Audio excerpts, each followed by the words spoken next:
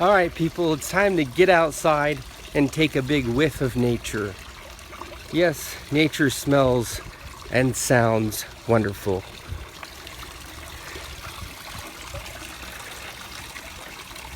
We got the pond going. It hasn't had a chance to clean itself yet. I do need to add some organic amendments, pond cleaners and so forth to it. But yeah, this is the pond. This lilac bush was only a couple of feet high when I moved in, probably 2 feet high. And I do prune it extensively each year, and it is doing great. Now these lilacs back here just go nuts. They're about 10 feet tall, and you can see they're flowering very well. I did prune this side of it very heavily because, for one, they will literally swallow up the whole backyard back there. And I was putting this greenhouse in, and they had to be pruned back. So I may need to do some more pruning on the second bush that is right behind the greenhouse, but we'll see how it goes. As long as it doesn't shade it out too much, we'll be okay. The greenhouse is coming along. So you can see I have a heater in here for the evenings that get really cold. Last evening wasn't that bad. It only got down to 38, but we had a couple of nights where it got down to 30, and that heater came in handy. My pond fish keep spawning. I don't know how many fish I have in here now.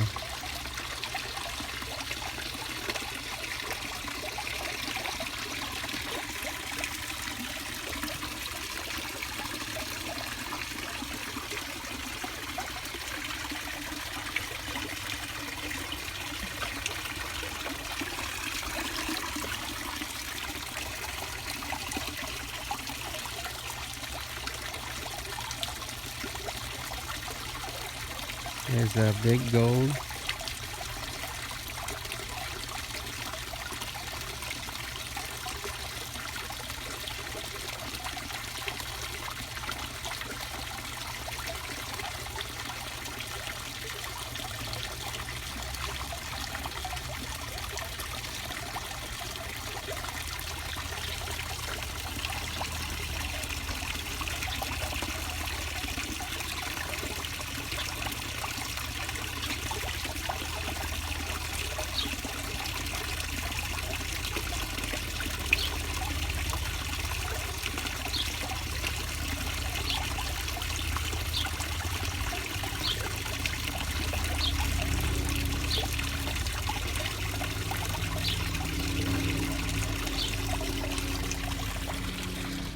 They're not used to seeing people, especially in the spring, because they hibernate all winter. The pond is 3 feet deep, so they live throughout the winter, no problem. You know, the top 8 to 10 inches will freeze solid, but when you dig 3 feet down, it remains pretty much the same temperature at that depth. All right, and they're not used to seeing people yet. You know, they're okay with me a little bit, especially because I just fed them.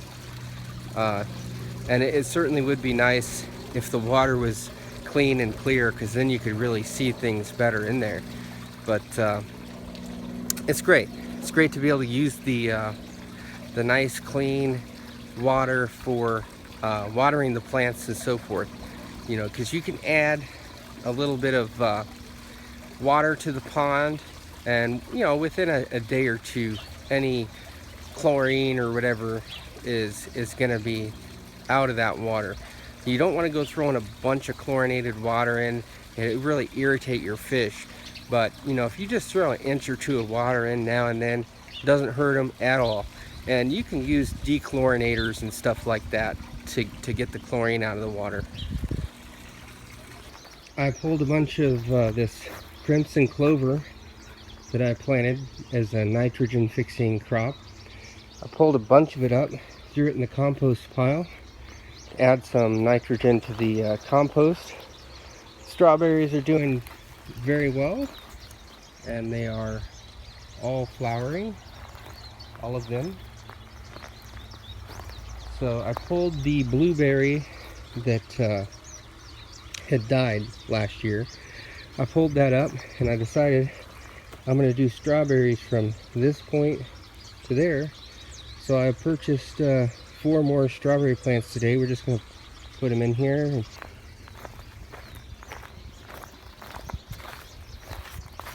So the compost pile, I did recently add water and greens to it to heat it up. So it's at 80 degrees right now. Within a couple days it should be up to 120, 140 degrees. The raspberries are coming to life. We'll have full grown raspberries before you know it. Last year's just more than we could eat, but just barely more.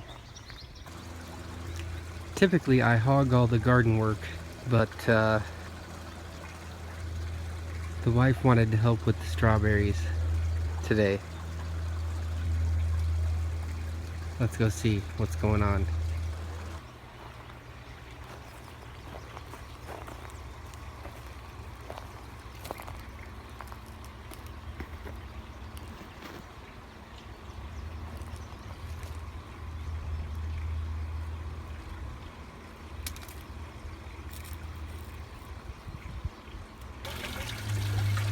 Well, do you notice anything different about the pond? Well, I put this big old gate all the way around it.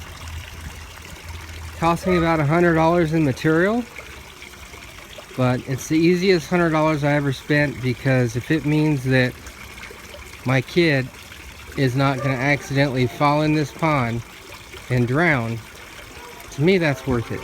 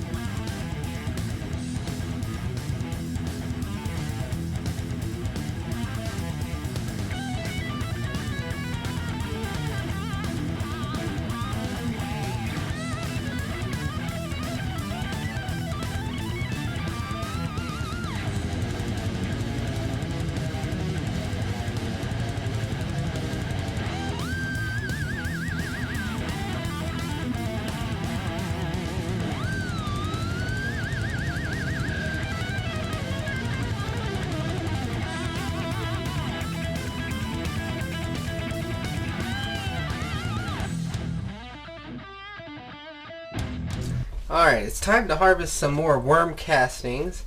These worm castings are really, look how dark these castings are. I definitely let these go for quite some time. I probably could have harvested these several weeks ago, but it's been so busy around here, guys, in the springtime. I try, if I come across these big worms, I try to pull them out of there and not harvest, too many of the worms. If I get some, it's not a big deal. They just end up in my garden, and I've got plenty of food in my soil, plenty of mulch and that sort of thing. So I'm just going to harvest these up, and that should get this 5-gallon barrel closer to being topped off here, and then I will feed the worms again. So I want to thank you guys for joining me on this random blog once again. Really appreciate all the comments. You know, I've had several people tell me since I've started the channel, several people have told me, especially recently, that I inspired them to do something, whether it be grow a certain plant or start worm composting. Several people on the last video that I did, as far as explaining just how easy it could be to worm compost, I had people tell me that I finally convinced them to try it, to try worm composting. And that is exciting news, guys. That is what encourages me to keep going. And when I say keep going, I mean that encourages me to keep making these videos for you guys, because you know, if they weren't beneficial or useful to anybody, I wouldn't, you know, make these videos. I'm never going to stop gardening now that I've discovered just how wonderful it is. And I certainly will continue to make the videos as long as people continue to benefit and really appreciate them. So I really do like to hear, you know, when I've made a video that was helpful to you in some way. So thank you guys for watching. I hope your gardening is coming along this season. Maybe you're already harvesting tomatoes, or maybe you're just getting started like I am. Anyways, have a good one.